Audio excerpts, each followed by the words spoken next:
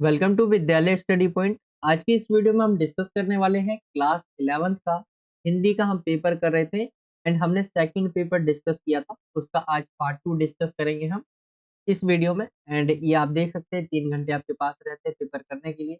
80 number का ये आपका पेपर रहता है। और इससे पहले हमने एक और पेपर डिस्कस किया था पेपर 1 करके, उसके भी 2 पार्ट है। अगर आप देखना चाहते हैं तो प्लेलिस्ट बना दी गई है हिंदी के लिए, तो आप वहां से देख सकते हैं। बाकी हिंदी 2 टाइप की होती है, मैं हर एक वीडियो में आपको बताता हूँ। इलेक्टिव है, ये कोर का पेपर नहीं है। 2 टाइप होता है हिंदी का, एक इलेक्टिव एक कोर। एंड सामान्य निर्देश जिसके अंदर पैटर्न बताया होता है पेपर का, मैंने आपको कई बार समझाया है। जिसके अंदर सेक्शन आ और सेक्शन बा, यानी खंड आ और खंड बा होगा। खंड आ के अंदर टोटल आपसे 6 क्वेश्चन पूछे जाएंगे, खंड बा में आपके 8 क्वेश्चन पूछे जाएंगे। 6 क्वेश्चन के अंदर आपके टोटल 40 एमसीक्यू क्वेश्चन होंगे। एंड यहाँ पे जो है आपके वर्णनात्मक क्वेश्चन पूछे जाएंगे। तो ये मैंने आपको पहले भी समझा रखा है। एंड यहाँ पे पैटर्न को ये देख सकते हैं अगर आप पढ़ना चाहें। हम डायरेक्ट चलते हैं जहाँ से हम स्टार्ट करेंगे पार्ट 2। बाकी पार्ट 1 वाली वीडियोस के अंदर हमने सेक्शन ए जो खंड आ है, खंड आ वो हमने डिस्कस कर लिया है। खंड बा रह गया था, तो आइए उसकी तरफ चलते हैं। बाकी ये सभी क्वेश्चंस हमने पार्ट 1 वाली वीडियो के अंदर देख लिया था, तो आप जाकर जरूर देख लीजिए उन्हें। हम चलते हैं जो हमारे क्वेश्चंस रह गए थे खंडवा में। ये आपका क्वेश्चन नंबर 7, यहाँ से स्टार्ट हो जाता है आपका क्वेश्चन। एंड यहाँ पे देखेंगे 7वें क्वेश्चन के अंदर आपके 2 शीर्षक दिए रहेंगे एंड उसके ऊपर आपको जो है दृश्य लेखन लिखना है। दृश्य लेखन के बारे में मैंने आपसे पेपर 1 वाली वीडियो के अंदर भी डिस्कस किया था कि किस तरह से आपको लिखना है। बाकी यहाँ पे भी मैं आपको बता देता हूँ। जैसे ये जो दृश्य लेखन रहता है, उसमें कोई भी दृश्य दिया जाता है। जैसे यहाँ पे बाढ़ का दृश्य दिया हुआ है, कोई 2 टॉपिक दे दिया जाएगा आपको, 2 में से किसी एक टॉपिक के ऊपर आपको दृश्य लेखन 150 शब्दों में करना होगा। तो यहाँ पे 2 टॉपिक है, एक है बाढ़ का दृश्य और दूसरा अगर हम देखिए वो है कक्षा कक्ष का दृश्य, यानी कक्षा के अंदर क्लास का दृश्य, एक तरह से कहें आप उसका दृश्य। तो इन दोनों में से किसी एक के बारे में आपको लिखना है 150 शब्दों में दृश्य लेखन।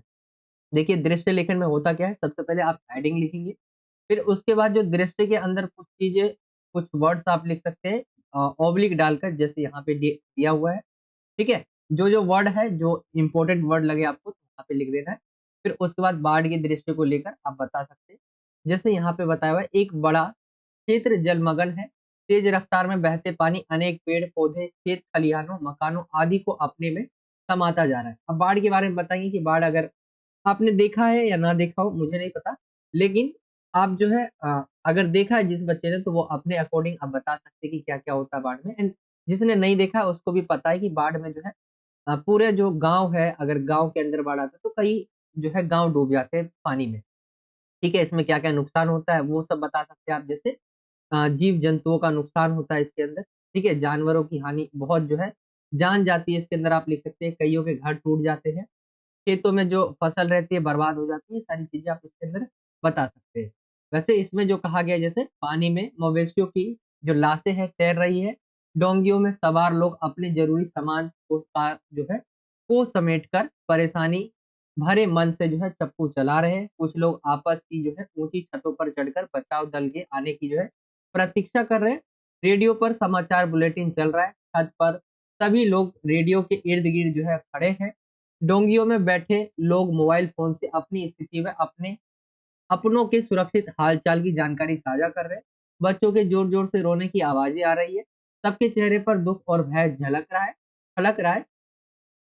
आसमान में हेलीकॉप्टर की गड़गड़ाहट सुनाई दे रही है। हेलीकॉप्टर से छतों पर लोगों के लिए खाने के पैकेट गिराए जा रहे हैं। भूख से बेहाल लोग पैकेट सावधानी पूर्वक लपक रहे हैं, किंतु कुछ पैकेट पानी में भी गिर रहे हैं। दिन ढल रहा है और पानी की रफ्तार बढ़ती जा रही है। लास्ट में कट टू आप लिख देंगे। इस तरह से आपका जो ये दृश्य लेखन है बाढ़ के दृश्य के ऊपर, ये कंप्लीट हो जाएगा। तो एक तो दृश्य लेखन ये हो गया, दूसरा दृश्य लेखन है इसी के अथवे में है, कोई एक को ही आपको करना होगा। तो ये है कक्षा कक्ष का दृश्य। एंड जैसे कि मैंने आपको बताया हेडिंग के बाद कुछ ऐसे आपको लिखना है, जैसे दिन हो गया, अंदर हो गया, कक्षा कक्ष, अध्यापक, दीपक, ठीक है, 40 विद्यार्थी, आप इसके अंदर जो है ऑब्लिक लगा सकते हैं। तो कुछ इस तरह से हो जाएगा। एंड इसके अंदर देखिए क्या लिखा हुआ है। कक्षा कक्ष के मुख्य दरवाजे से ठीक ऊपर पीली पट्टी में काले रंग के मोटे अक्षरों में कमरा संख्या 104 अंकित है। प्रवेश द्वार के बाएं तरफ 11वीं सी के नाम से जो है, यहाँ पे सी आएगा, 11वीं सी के नाम से तख्ती लगी है। कक्षा के भीतर श्यामपट्ट पर हिंदी विषय से संबंधित शब्दार्थ लिखे हैं। श्यामपट्ट के सामने की दीवार पर लगे डिस्प्ले बोर्ड पर सभी विषयों के रंगीन चार्ट लगे हैं। एक डेस्कों की 4 कतारों पर सभी छात्र शांत बैठे हैं। वे तल्लीनता से जो है पाठ पढ़ रहे हैं। तल्लीनता से जो है पाठ पढ़ रहे हैं। हिंदी की कक्षा चल रही है। अध्यापक पाठ का जो है स्वस्वर वाचन करते हुए कक्षा में धीरे धीरे टहल रहे हैं। पहली कतार के अंतिम डेस्क पर पहुंचकर छात्र दीपक को देखते हैं। अध्यापक फिर उन्हें बोलते हैं गंभीरता से, तुम इस समय यह चित्र क्यों बना रहे हो? दीपक घबराते हुए, सर वो सर। सभी बच्चे दीपक को देखकर हंस रहे हैं। अध्यापक सहज होकर, जरा दिखाओ तो चित्र। अरे वाह, ये तो अति सुंदर प्राकृतिक दृश्य है। इसका उपयोग हम शब्दाल सब बादल को घिरते देखा, यहाँ पे हम जो है बादल को घिरते देखा कविता में जरूर करेंगे। सभी बच्चे दीपक के लिए ताली बजाएंगे।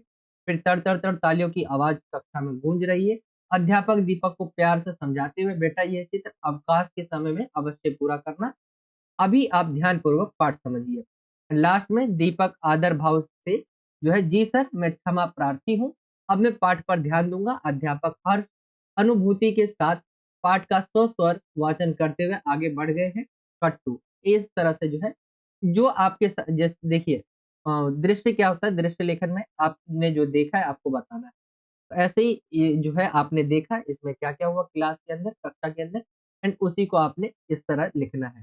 तो ये आपका दृश्य लेखन जो है कंप्लीट हो जाएगा। 2 क्वेश्चन दिए रहेंगे, 2 में से किसी एक का आपको आंसर देना होगा। तो ये दृश्य लेखन हो गया आपका। आगे की तरफ आते हैं, अगले क्वेश्चन की तरफ। क्वेश्चन है आपका 8वां। निम्नलिखित दिए गए विषयों में से किसी एक विषय पर, 2 विषय दिए रहेंगे आपके। 2 विषयों में से किसी एक विषय पर लगभग 120 शब्दों में आपको पत्र लिखना है। पत्र 2 टाइप के आपके आने वाले हैं, एक तो कंप्लेंट लेटर आने वाला है और एक जॉब लेटर आने वाला है। तो सबसे पहला जो यहाँ पे क दिया हुआ है, 8वीं का ही क और ख 2 पार्ट होगा। तो 8वीं का क जो है आपका, इसके अंदर 2 पत्र होंगे। जैसे इसमें बोला गया है, प्लास्टिक थैलियों पर प्रतिबंध के बावजूद जो है इनके बढ़ते प्रयोग पर अधिकारियों का ध्यान आकर्षित करते हुए क्षेत्र के प्रमुख समाचार पत्र के संपादक को पत्र लिखना है।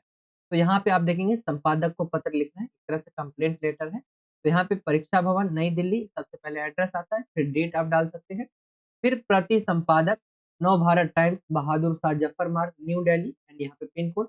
फिर आप विषय लिखेंगे किस विषय में है, जैसे यहाँ पे विषय जो बताया गया हमें, प्लास्टिक थैली पर प्रतिबंध के बावजूद इनके बढ़ते प्रयोग के संबंध में पत्र। फिर महोदय या महोदय आप लिख सकते हैं, मैं आपके प्रतिष्ठित एवं लोकप्रिय समाचार पत्र के माध्यम से देश के नागरिकों और अधिकारियों का ध्यान प्लास्टिक थैलों पर प्रतिबंध के बावजूद इनके बढ़ते प्रयोग पर दिलाना चाहता हूँ। दिल्ली हमारे देश की राजधानी है तथा विश्व के प्रमुख नगरों में गिनी जाती है। आज दिल्ली महानगर की प्रदूषण समस्या अत्यंत चिंताजनक है। हालांकि सरकार ने प्लास्टिक थैलों पर प्रतिबंध लगा दिया है, परंतु जैसा हम देखते हैं कि आज भी बाजार में हर तरह की वस्तुओं को प्लास्टिक बैग में ही डालकर बेचा जाता है। प्लास्टिक की थैलियों का उपयोग पर्यावरण के लिए हानिकारक है।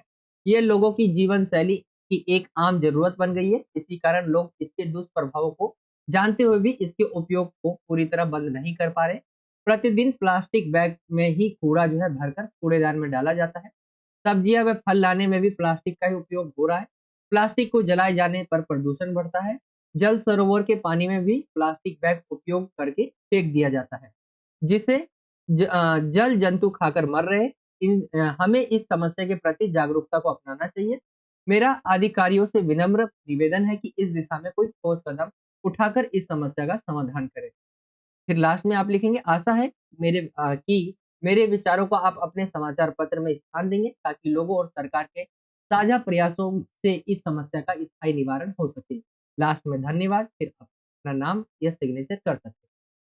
तो ये आपका एक तो लेटर हो गया, कंप्लेंट लेटर हो गया, यानी संपादक को आपको पत्र लिखना था, पत्र के माध्यम से आपको बताना था प्लास्टिक के यूज को लेकर कि किस तरह से प्रतिबंधित कर दिया गया। बीच में आपने देखा होगा प्लास्टिक पर बैन लग गया, लेकिन उसके बावजूद भी जो है आज भी प्लास्टिक का यूज होता है, इसके बारे में आपको लिखना था। इसी के अंदर अथवा में दिया रहेगा एक और लेटर, एंड दिल्ली नगर निगम कार्यालय में लिपिक पद के लिए स्वीकृत सहित पत्र लिखना है। यहाँ पे आपको ज्यादा डिटेल नहीं दी गई, बस यहाँ पे पद के लिए आपको जो है लिपिक पद के लिए सबरे सहित पत्र लिखना है। तो आप कोई भी एड्रेस डाल सकते हैं यहाँ पे। फिर प्रति अध्यक्ष, ठीक है, दिल्ली नगर निगम, ये आप डाल सकते हैं। अगर हाँ, अगर दिल्ली दिया गया है, हाँ दिल्ली नगर निगम दिया गया है कार्यालय, तो यहाँ पे आपको डालना है। एंड विषय क्या है, लिपिक पद हेतु आवेदन पत्र। फिर महोदय या महोदया आप डाल सकते हैं। फिर उसके बाद दैनिक जागरण में दिनांक 10 मार्च 2021 का प्रकाशित विज्ञापन से ज्ञात हुआ, यानी पता चला हमें आपके विभाग में जो है लिपि के कुछ पद जो है रिक्त है यानी बचे हुए हैं।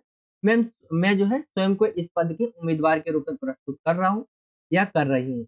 मैं आपको आश्वस्त करता हूँ या करती हूँ कि यदि आप मुझे अवसर देंगे तो मैं अपना कार्य जो है पूर्ण लगन, परिश्रम और निष्ठा से करूँगा या करूँगी। ठीक है? मेल और फीमेल यहाँ पे आपको वर्ड चेंज कर देना है, करूँगी अगर लड़की लिख रही है तो, करूँगा अगर लड़का लिख रहा हो तो। आशा है कि आप मेरे आवेदन पर जो है ध्यानपूर्वक विचार करेंगे। मैं शैक्षिक योग्यता, कार्य अनुभव आदि विवरण सहित अपना सब संलग्न कर रही हूँ या कर रहा हूँ। फिर भव दिए, अपना नाम डाल के फिर क्या-क्या संलग्न करें आप, जैसे यहाँ पे बताया गया सबवृत्त, शैक्षणिक तथा अन्य प्रमाण पत्रों की लिपियाँ, ठीक है? और पासपोर्ट आकार की फ़ोटो। तो सबवृत्त में सबसे पहले आप अपना नाम, अपने पिता का नाम, अपनी जन्म तिथि, आपका एड्रेस, मोबाइल नंबर, ये सारी चीज़ें आप डाल सकते हैं। शैक्षणिक योग्यता में आपने 10th करी है, तो उसके बाद 12th की डिटेल, आपने अगर ग्रेजुएशन किया है तो उसके बारे में डाल सकते हैं एंड कब-कब किया है, कितने परसेंट है, ये सारी चीज़ें लिखनी होती है और पासपोर्ट आकार फ़ोटो आप लास्ट में दे सकते हैं। तो कुछ इस तरह से आप देखेंगे एंड शैक्षिक योग्यता के अलावा भी अन्य योग्यता भी लिख सकते हैं। एंड यहाँ पे क्या है, आपका जो जॉब लेटर होता है, उसके अंदर संपर्क 2 व्यक्ति का देना पड़ता है, तो मुख्य अधिकारी विद्युत बोर्ड उत्तरी दिल्ली तथा प्रबंधक का खागा, अगर दिया है तो ठीक है, वरना का खागा आप लिख सकते हैं।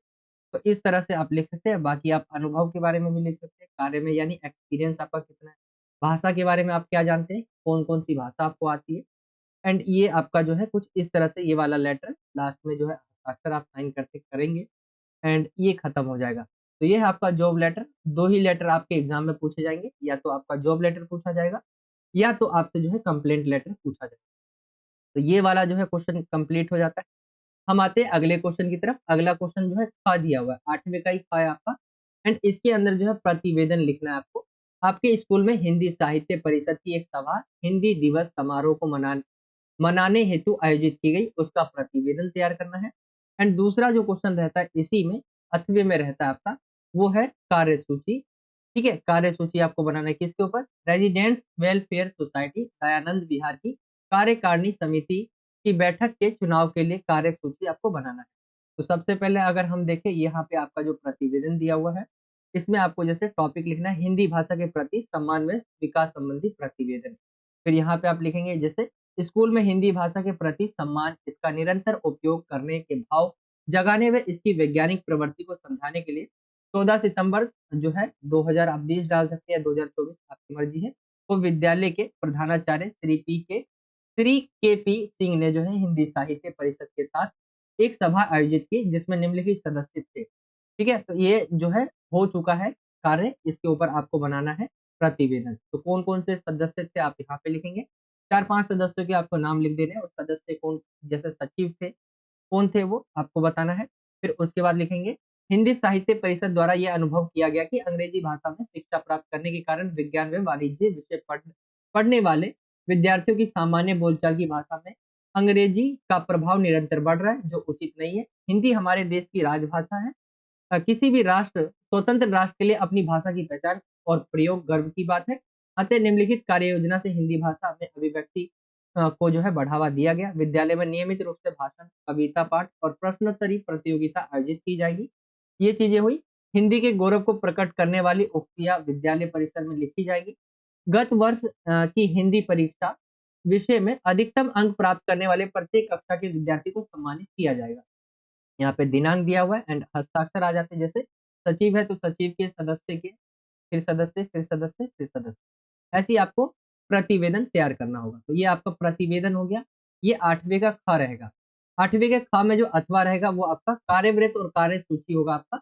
तो यहाँ पे ये कार्यसूची है और हमने जो प्रतिवेदन है, जिसे आप कार्यवृत्त कह सकते हैं, प्रतिवेदन, इसको हमने कर लिया है।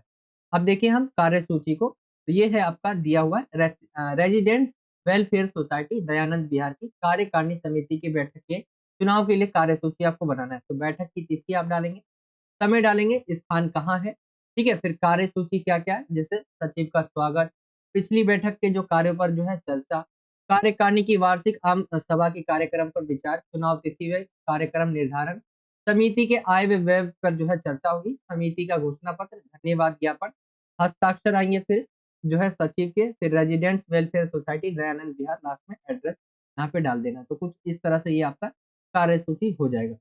ठीक है, अब आते हैं हम क्वेश्चन नंबर 9 की तरफ। 8वां खत्म हो गया। 9वां जो है आपका अभिव्यक्ति और माध्यम वाली जो किताब है आपकी, उससे पूछा गया है।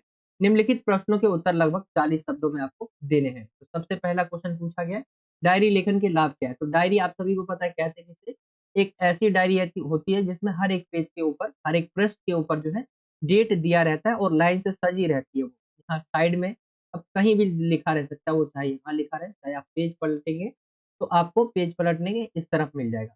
तो ये दिया रहता है, डेट वाइज जो है ये सजी रहती है, एंड उसके अंदर जो भी हमारी इंपॉर्टेंट बात, जो हमारी पर्सनल बात होती है, हम उसके अंदर लिखते हैं। इससे लाभ क्या होता है? तो लेखन में हम खुद को बेहतर तरीके से समझ पाते हैं तथा अपने अंदर अनजाने में जमा हो रहे भार से मुक्त होते हैं। एक तो फायदा ये होगा, इससे हमें अपने गुणों और अवगुणों को जो है अवगुणों का जो है पता होता है। यहाँ पे अवगुणों का पता होता है, जो हमारी कमियों को दूर करने में सहायक होता है। डायरी लेखन हमें अपने अंतरंग के साथ साक्षात्कार करने का अवसर प्रदान करता है। डायरी के माध्यम से हम अपने अतीत का स्मरण कर पाते हैं, यानी अपने अतीत को याद कर पाते हैं। तो ये है आपका डायरी लेखन के लाभ। एंड इसी में दूसरा क्वेश्चन पूछा गया है, नाटक और फिल्म की पटकथा में क्या अंतर होता है? तो आपने सभी ने नाटक देखा होगा और फिल्म जरूर देखा होगा।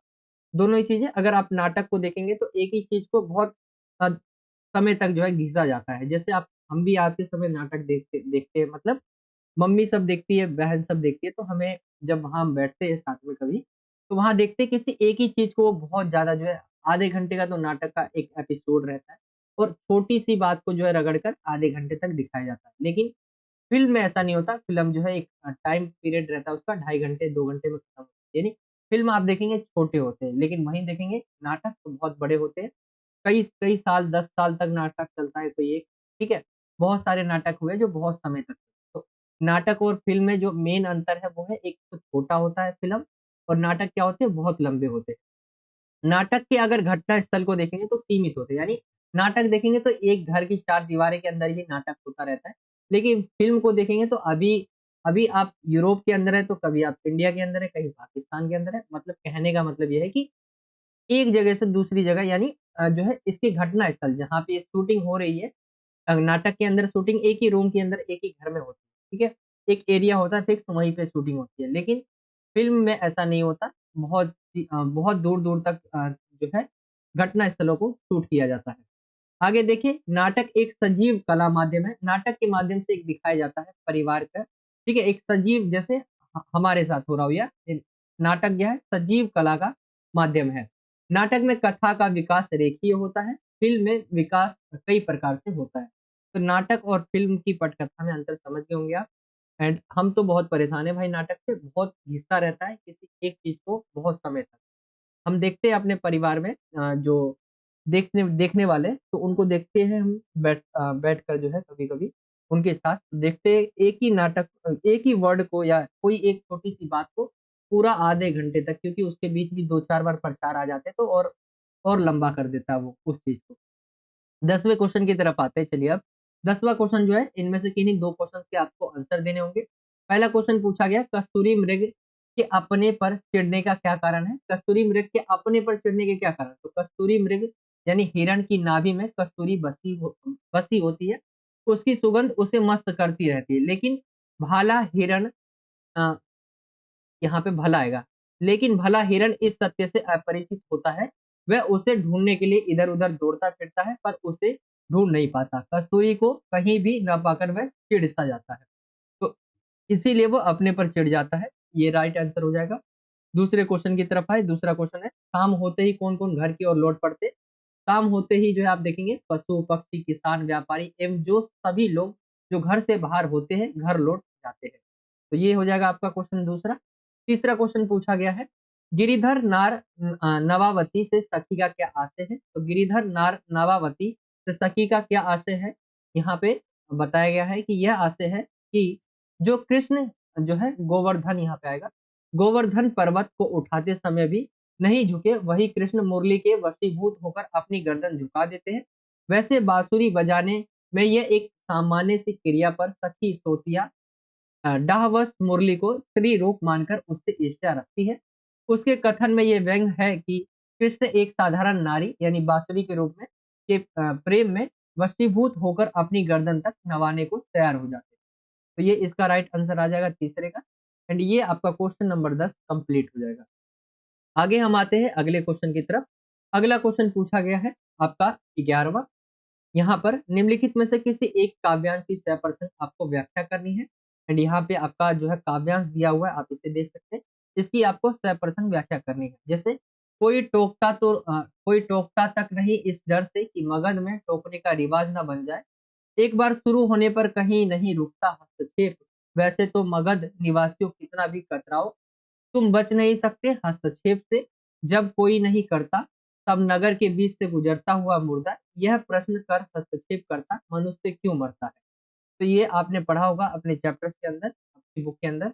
एंड ये अगर देखें तो इसकी आपको संदर्भ, प्रसंग और व्याख्या करनी है, यानी सप्रसंग व्याख्या, सप्रसंग व्याख्या आपको करनी होगी। तो ये आपकी सप्रसंग व्याख्या की गई है, आप इसे देख सकते हैं। जैसे संदर्भ, जैसे आपको सबसे पहले बताना तो संदर्भ में बताया क्या जाता है। तो यहाँ पे बताया गया प्रस्तुत पंक्तियां नई कविता के प्रमुख हस्ताक्षर श्रीकांत वर्मा की कविता जो है हस्तक्षेप से उद्धृत है। प्रस्तुत कविता श्रीकांत वर्मा जी के जो है समगंध काव्य संग्रह का अंग है। यहाँ पे प्रसंग में क्या बताया गया, प्रस्तुत पंक्तियों में कवि क्या बता रहे हैं, तो प्रस्तुत पंक्तियों में कवि श्रीकांत वर्मा सत्ता की निरंकुशता का उल्लेख कर रहे हैं कि कवि के अनुसार सत्ता कभी नहीं चाहती कि उसके किसी भी क्रियाकलाप पर कोई प्रश्न चिन्ह लगाया जाए। उसे टोका टोकी को रोकने के लिए सत्ता विभिन्न प्रकार के नियम बनाती है। श्री वर्मा कहते हैं कि फिर इसके बारे में व्याख्या की गई है। जैसे व्याख्या में बताया गया है, व्याख्या क्या है, मगध में सत्ता के हुक्मरानों ने लोगों में इस तरह का विचार रोपित कर दिया है कि सत्ता के किसी भी कार्य में टोका टोकी नहीं होनी चाहिए। कोई भी प्रश्न सत्ता पक्ष से पूछे नहीं जाने चाहिए, वरना भविष्य में प्रश्न पूछने का क्या चलन बन जाएगा। कवि के अनुसार मगध की सत्ता किसी भी प्रकार के टोका टोकी के खिलाफ है, लेकिन कवि कहता है बहुत सारी चीजें ऐसी है जिन पर सत्ता चाहकर भी नियंत्रण नहीं कर सकती। जैसे भूख, गरीबी, बीमारी इत्यादि से मरते हुए को जब कोई भूख, गरीबी या लाचारी से मरता है तो नगर के मध्य से गुजरता हुआ मुर्दा उस नगर के समस्त नगरवासियों से प्रश्न करता है कि यदि तुम्हारी सारी व्यवस्था यदि इतनी ही बेहतरीन थी तो व्यक्ति भूख गरीबी से जो है क्यों मरा, से मरा क्यों। ठीक है, यहाँ पे मरा आएगा, मरा क्यों। और इसमें साहित्यिक सौंदर्य अगर हम देखें तो भाषा इसमें खड़ी बोली का यूज किया गया है। छंद मुक्त छंद है, शब्द शक्ति व्यंजना, रस अगर देखें तो शांत रस, गुण माधुर्य। और लास्ट में देखें तो श्रीकांत वर्मा ने मगध के बहाने सत्ता की निरंकुशता का वर्णन किया है। तो ये एक आपकी सप्रसंग व्याख्या है। ठीक है, इसी के अंदर अथवा भी दिया रहेगा आपका, अथवा में ये दिया हुआ है आपका, आप इन्हें पढ़ सकते हैं। जैसे ये दिया हुआ है, साहिब अंध मुसाहिब मूक सभा बहिरी रंग रीज को माच्यो, भूल्यो तहाँ भटकयो घट ओघट बूढ़यो को काहू कर्म न बाच्यो, भेष न सुझायो को समझायो ना बतायो सुन्यो ना, कहा रुचि राच्यो देव कहा निपरे नट की बिगड़ी मति को सगरी नसी नाच्यो। तो इस तरह से आपका दिया हुआ है। एंड इसका आपको संदर्भ प्रसंग व्याख्या करना है एंड साहित्यिक सौंदर्य लिखना होता है। तो सबसे पहले आप ऐसे लिख देंगे, फिर डॉट डॉट बना देंगे, फिर इसके बाद आप इसकी जो है सह प्रसंग जो व्याख्या रहती है वो करनी है आपको। तो यहाँ पे किया गया संदर्भ देखिए, तो प्रस्तुत पंक्तियां हमारी पठित पाठ्य पुस्तक अंतरा भाग 1 के दरबार जो है शीर्षक से लिया गया है। अवतरित है मतलब प्रस्तुत पंक्तियों के रचयिता कौन है, तो रीति काल के श्रेष्ठ कवि देव है। प्रसंग देखें तो इसमें कहा क्या जा रहा है, तो यहाँ पे प्रस्तुत पंक्तियों में महाकवि देव ने मध्य काल के एक राज्य का वर्णन किया है जहाँ लगभग सारी व्यवस्था ही चौपट है। महाकवि देव कहते हैं कि फिर व्याख्या आएगी इसकी। जैसे उन्होंने क्या कहा कि महाकवि के अनुसार राजा अंधों की तरह व्यवहार करता है, उसे प्रजा की तकलीफें दिखाई नहीं देती। मैंने ये क्वेश्चंस आपसे एमसीक्यू क्वेश्चंस में भी पूछे थे, ठीक है। और नहीं देती, उसका मंत्री भी गूंगे की तरह व्यवहार करता है, वह भी कुछ नहीं कहता, उसके दरबारी भी राजा और मंत्री को प्रजा की तकलीफों से अवगत नहीं कराते, सभी बस रास और रंग में ही डूबे रहते हैं। इन सभी के भोग विलास में डूबे होने के कारण समूचा राज्य ही अस्त व्यस्त है। कोई किसी की कद्र नहीं करता, कोई किसी की परवाह नहीं करते, सब अपनी ही धुन में डूबे हैं। यह समूचा राज्य अपने उद्देश्य से विहीन होकर केवल भोग विलास और रास रंग में डूबा हुआ है, इसके अतिरिक्त यहाँ किसी को कुछ भी दिखाई नहीं देता। साहित्यिक सौंदर्य में क्या-क्या डालेंगे आप? जैसे भाषा, ब्रज भाषा का यूज़ है, शांत रस है, अनुप्रास अलंकार की बहुलता है इसमें, छंद सवैया, मध्यकालीन राजसी विलासिता की यथार्थ का जो है यथार्थ चित्रण हुआ है। तो ये आपका क्वेश्चन नंबर 11वां सह-प्रसंग व्याख्या के ऊपर था। कोई 2 दिए रहेंगे आपको यहाँ पे, जो एक काव्यांश दिए रहेंगे, ठीक है? इनमें से किसी एक के ऊपर आपको जो है सह-प्रसंग व्याख्या तैयार करनी होगी। तो ये क्वेश्चन हो गया है। आगे आए हम अगले क्वेश्चन की तरफ। क्वेश्चन है आपका 12वां, निम्नलिखित में से किन्हीं 2 प्रश्नों के आंसर आपको 40 शब्दों में देने हैं। तो 3 क्वेश्चन होंगे, 3 में से किन्हीं 2 के आंसर्स आपको देने होंगे। पहला क्वेश्चन है, खानाबदोश जो है कहानी में आज के समाज की किन-किन समस्याओं को रेखांकित किया गया है? तो खानाबदोश कहानी आप देखेंगे तो उसके अंदर मजदूर वर्ग के बारे में बताया गया कि किस तरह से उसका शोषण किया जाता है। तो आज के समय अगर हम देखें, किन-किन समस्याओं के बारे में कहा गया और मेनली आज के समय में भी वो है। मजदूर वर्ग का सभी शोषण करते हैं और वह इस यातना को झेलने के लिए विवश है, यानी मजबूर है वो। मजदूर अभी भी नारकीय जीवन जीते हैं। यहाँ पे नाटकीय आएगा, नाटकीय जीवन जीते हैं, उनके लिए सुविधाओं का अभाव है। हमारे समाज में अभी भी जातिवादी मानसिकता हावी है। ये समाज में दरार डालती है, समाज में स्त्रियों, यहाँ पे स्त्री आएगा, स्त्रियों की इज्जत सुरक्षित नहीं है। इन समस्याओं के प्रति लेखक का दृष्टिकोण मानव और सुखिया के माध्यम से प्रकट हुआ है। वे शोषण के सम्मुख आत्मसमर्पण नहीं करते, बल्कि कष्टपूर्ण जीवन झेलने के लिए कहीं और चल देते हैं। किंतु कोई गारंटी नहीं है कि वहाँ उन्हें इसी समस्या का सामना नहीं करना पड़ेगा। कहानीकार की श्रमिक वर्ग के प्रति सहानुभूति प्रकट हुई है। तो ये है किस तरह जो है शोषण किया जाता है, मजदूर वर्ग के बारे में पूरी स्टोरी है। आपने ये देखा होगा, मानो और सुकिया के जो चैप्टर है ये पढ़ा होगा, उसमें देखा होगा। तो ये आपका हो जाएगा पहला क्वेश्चन। दूसरा जो क्वेश्चन पूछा गया इसमें, दोपहर का भोजन जो है, इस शीर्षक किस प्रकार जो है सार्थक है, यानी जो शीर्षक दिया हुआ है दोपहर का भोजन, जो चैप्टर का नाम रखा गया है, किस तरह से सही है आपको बताना है। तो अमरकांत की कहानी दोपहर का भोजन शीर्षक की दृष्टि से सफल रचना है। इस कहानी का संपूर्ण कथानक दोपहर के भोजन पर जो है सिमटा है। सिद्धेश्वरी ने दोपहर का भोजन तैयार कर लिया है। सबसे पहले उसका बड़ा बेटा रामचंद्र भोजन के लिए आता है, फिर उसके बाद छोटा बेटा मोहन, फिर मुंशी जी भोजन के लिए आते हैं। इस कहानी के पूरे संवाद दोपहर के भोजन पर केंद्रित है। पात्रों का की सभी वार्ताएं दोपहर के भोजन करते हुए होती है। अतः इस कहानी का शीर्षक दोपहर का भोजन पूरी तरह से सार्थक सटीक होता है। सार्थक और सटीक है। तो दोपहर का भोजन किस तरह से हो जाएगा, क्योंकि पूरा का पूरा चैप्टर अगर जो स्टोरी देखे वो दोपहर के भोजन के ऊपर ही बताया गया है। ठीक है? उस समय ही बात की गई है उनकी स्थितियों के बारे में। तो इस तरह ये सही हो जाएगा। तीसरे क्वेश्चन को देखिए, टॉर्च बेचने वाले पाठ के आधार पर आपको बताना है कि भव्य पुरुष ने कहा जहाँ अंधकार है वहीं प्रकाश है। तो आपको बताना है, तो जहाँ अंधकार होता है वहीं प्रकाश भी होता है। प्रकाश तो अंधकार भी प्रकाश है तो अंधकार भी क्या होगा? अवश्य ही होगा। जिस प्रकार दुःख है तो सुख भी है, इसी प्रकार अंधकार है तो प्रकाश भी है। अंधकार का स्थान प्रकाश ग्रहण करता है और प्रकाश का स्थान अंधकार ग्रहण करता है। यही इसी कथन का भी अर्थ है। अंधकार में कोई ना कोई प्रकाश की किरण अवश्य होती है, अतः उस किरण को तलाश कर अपने लिए जीवन में मार्ग बनाने चाहिए। तो ये है जहाँ अंधकार है वहीं प्रकाश है, उसके बारे में। तो ये आपका हो गया तीसरा क्वेश्चन। यानी आपका क्वेश्चन नंबर जो 12वां है उसके 3 क्वेश्चन दिए रहेंगे, उनमें से किसी 2 क्वेश्चन्स के आपको आंसर देने होंगे। तो ये कंप्लीट हो गया।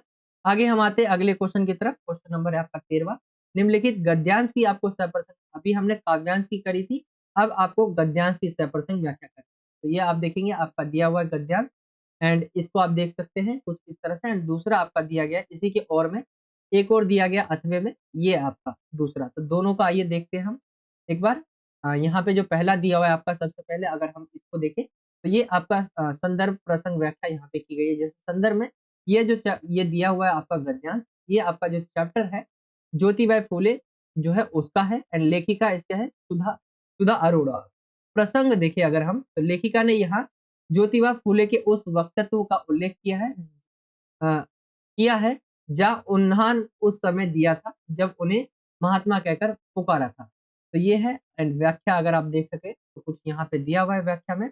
1888 में ज्योतिबा फूले को महात्मा की इस उपाधि से सम्मानित किया गया। फूले जी ने कहा कि महात्मा की उपाधि मेरे संघर्ष में बाधक बनेगी। उनका तर्क तथा कि मठाधीश बनने के बाद व्यक्ति आराम पसंद हो जाता है। ऐसो आराम का जीवन व्यतीत करने वाला व्यक्ति कभी संघर्ष नहीं कर सकता। उनका कहना था कि आप मुझे आप मुझे जैसा हूँ वैसा ही रहने दीजिए, मुझे महात्मा या मठाधीश मत बनाओ, मैं अभी अपने जीवन को पूर्ण विराम नहीं देना चाहता, मैं अभी समाज की कुरीतियों के विरुद्ध संघर्ष करना चाहता हूँ। एंड यहाँ पे साहित्यिक सौंदर्य है, जैसे खड़ी बोली का यूज किया गया है, प्रयोग किया गया है, भाषा जो है सरल, सहज, रोचक है। ज्योतिबाई फुले की कथनी और करनी में समानता बताकर उनके महान व्यक्तित्व पर जो है प्रकाश डाला गया है। ठीक है? सादा सरल जीवन जीने की प्रेरणा मिलती है हमें इससे। मठाधीश शब्द से समाज की वर्ग विषमता का पता चलता है। तो ये इसका संदर्भ प्रसंग व्याख्या था, सह-प्रसंग व्याख्या जिसे आप बोलेंगे गद्यांश का। दूसरा जो गद्यांश दिया हुआ है आपका कुछ इस तरह से है। एंड ये देखिए हम चैप्टर आपका खाना बदोश है, वहाँ से लिया गया है। यहाँ इसके जो राइटर है ओम प्रकाश वाल्मीकि, प्रसंग बताया गया है। मानो पर मुख्तार के बेटे सूबे सिंह की बुरी नज़र को भांपकर उसके साथ काम करने वाला जसदेव सूबे सिंह के पास चला गया। इस पर सूबे सिंह को का जो है कोप बढ़ गया और उसने जसदेव को पीट-पीट कर अधमरा कर दिया। घटना के बाद की स्थिति का वर्णन है। एंड इसमें देखेंगे व्याख्या में बताया गया है कि किस तरह से पिटाई होती, ठीक है? किस तरह से मतलब मारा जाता है उसको एंड क्या-क्या होता है उसके साथ। फिर साहित्यिक सौंदर्य यहाँ पे आप देख सकते हैं दिया हुआ है। तो देख सकते हैं आप जैसे जसदेव की पिटाई के बाद के वातावरण का सजीव चित्रण किया गया है, सरल व सुबोध भाषा का प्रयोग किया गया है। डर के माहौल का बखूबी वर्णन किया गया, प्रभावशाली शैली है, शब्द चयन सटीक है। तो ये आप डाल सकते हैं, बाकी व्याख्या आप पढ़ सकते हैं, ये इस तरह से होगा। ठीक है? तो ये आपका सप्रसंग व्याख्या खत्म हो जाएगा। फिर इसके बाद हम आते हैं 14वें क्वेश्चन की तरफ। 14वां क्वेश्चन पूछा गया है आपका, कोई एक क्वेश्चन का आपको आंसर देना होगा, 2 दिए रहेंगे। तो यहाँ पे पहला क्वेश्चन है, पाठ में मकबूल के पिता के व्यक्तित्व की कौन-कौन सी बातें उभर कर आई हैं? तो पाठ के अंदर आपने पढ़ा होगा मकबूल के पिता, उनके व्यक्तित्व की कौन-कौन सी बातें हमें पता चली पाठ के अंदर। तो संतान के भविष्य को लेकर वो चिंतित रहते हैं, यानी दादा की जब मृत्यु हो जाती है तो मकबूल के जो पिता रहते हैं, वो पुत्र की जो भविष्य रहता, पुत्र का जो भविष्य रहता है उसकी तरफ ध्यान देते हैं। कब पता चलता है हमें? जब बड़ौदा के बोर्डिंग हाउस में जो है उसे पढ़ने के लिए भेज दिया जाता है। एक ये धार्मिक व्यक्तित्व देखिए हम तो मकबूल के पिता धार्मिक थे, वह चाहते थे कि उनका बेटा भी पढ़ाई के साथ-साथ मज़हबी तालीम ले, रोज़ा नमाज़ को समझे तथा अपना आचरण अच्छा रखे। वे पवित्रता पर भी बल देते थे। दूरदर्शी दूरदर्शी यानी दूर की सोचने वाले। मकबूल ने प्रसिद्ध चित्रकार बेंद्रे को अपने अब्बा से मिलवाया। बेंद्रे ने मकबूल के काम पर बात की। मकबूल के अब्बा को जो है समझ आ गई। दूसरे दिन उन्होंने विनसर न्यूटन से ऑयल ट्यूब और जो है कैनवस जो है मंगवाने का ऑर्डर भिजवा दिया। इससे मकबूल के उज्जवल भविष्य की नींव रखी गई। उन्होंने तमाम पुरानी परंपराओं को तोड़ दिया और बेटों को कहा, बेटा जाओ और जिंदगी को रंगों से भर दो। तो ये आपका आ जाएगा क्वेश्चन नंबर जो 14वें का है पहला। दूसरा अगर देखें, दूसरा क्वेश्चन है, उस समय वह सोच भी नहीं सकता कि मनुष्य का दुःख पहुँचाने के अलावा भी साहित्य का कोई उद्देश्य हो सकता है। मनुष्य को क्या है?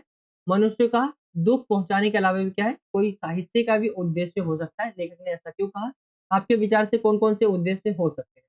लेखक ने ऐसा इसलिए कहा क्योंकि शरद को छात्रवृत्ति क्लास में जो साहित्य पढ़ना था, उसका संबंध मनुष्य को केवल दुःख पहुँचाना प्रतीत होता था।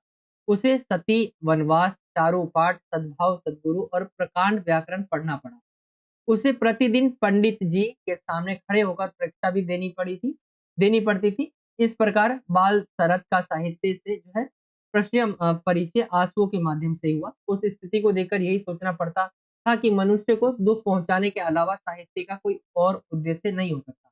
लेकिन अगर हम देखें साहित्य के और कौन-कौन से उद्देश्य हो सकते हैं, तो मानवीय गरिमा को स्थापित करना, पहचान दिलाना और जीवन दृष्टि विकसित करना, मानव समाज में संवेदनशीलता की जड़ें गहरी करना, ये साहित्य के उद्देश्य हो सकते हैं। तो ये आपका कंप्लीट हो जाएगा एंड ये आपका लास्ट क्वेश्चन था 14वें का एंड ये आपका पेपर नंबर 2 भी कंप्लीट हो जाएगा। आई होप कि आप समझ गए होंगे एंड पेपर नंबर 2 हमने डिस्कस कर लिया पूरा। जिन बच्चों ने पार्ट 1 को नहीं देखा है, आप ज़रूर चैनल पर जाकर पार्ट 1 को भी देख लेना। वहाँ पे हमने खंड आ यानी वहाँ पे आपका जो सेक्शन ए था उसके अंदर एमसीक्यू टाइप क्वेश्चन थे, वो हमने डिस्कस कर रखे थे।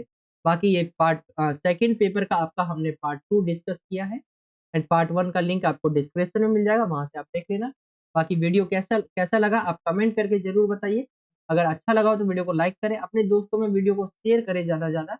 अगर आप हमारे चैनल पे नए हैं, अभी तक हमारे चैनल को सब्सक्राइब नहीं किया है, तो सब्सक्राइब कर सकते हैं, आपको सब्सक्राइब का बटन नीचे मिल जाएगा। साथ ही साथ बेल का आइकन भी होगा, वहाँ पे ऑल पे सेलेक्ट कर देना, जिससे जब भी हम कोई नई वीडियो आपके लिए लेकर आएँगे, तो आप तक नोटिफ़िकेशन पहुँच जाया करेगा। और आप हमारी वीडियो सबसे पहले देख पाओगे। बाकी यही था आज का वीडियो। चलिए मिलता हूँ आपसे अगली और एक्साइटिंग वीडियो में। जब तक के लिए जय हिंद, जय भारत, वंदे मातरम।